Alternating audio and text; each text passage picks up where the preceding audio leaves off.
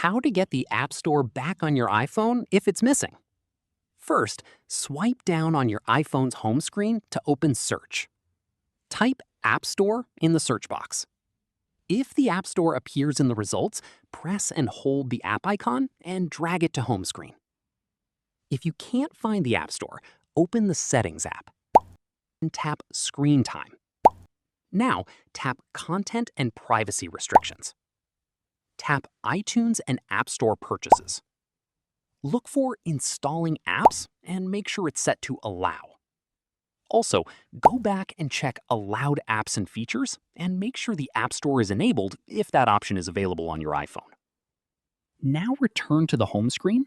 The App Store should now be available on your iPhone.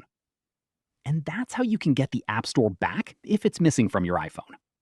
If you found this tutorial helpful, give this video a thumbs up, subscribe to the channel. Thanks for watching.